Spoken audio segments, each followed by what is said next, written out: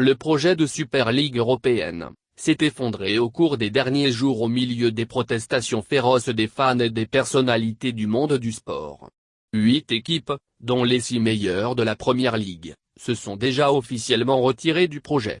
Si jusqu'à aujourd'hui, il semblait que ce soit le rôle des supporters contestataires qui a conduit à cette fin prématurée du projet, le quotidien allemand Süddeutsche Zeitung vient de mettre à jour des éléments qui font croire que les supporters sont de très loin impliqués dans l'effondrement de la Super League.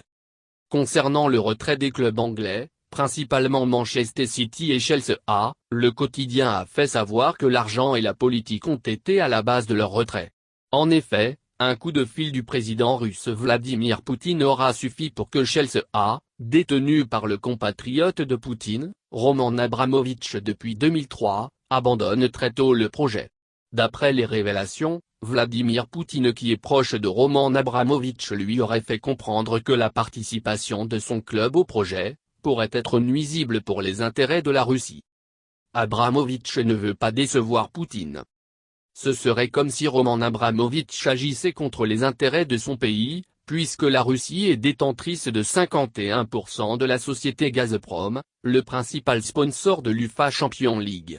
Sur un autre plan, le club russe Zenit Saint-Pétersbourg qui est détenu par la société Gazprom, pense se qualifier pour la saison prochaine de la Ligue des Champions. Donc, pour ne pas offenser le locataire du Kremlin, Abramovich a dû rapidement rebrousser chemin. Du côté de Manchester City, Süddeutsche Zeitung a rapporté qu'un simple appel téléphonique aura également suffi pour tout remettre à l'eau. En effet, les détenteurs du club, le groupe Abu Dhabi United, seraient informés de la vraie origine du financement de la Super League. La banque américaine JP Morgan qui était censée financer le projet, ne serait plutôt qu'un intermédiaire de l'Arabie Saoudite. Violation des droits de l'homme.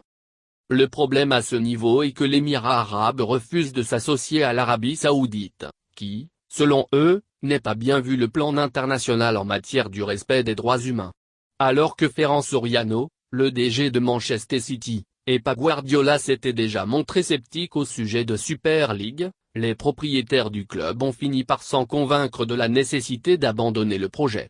Un départ qui a été suivi par les autres clubs anglais.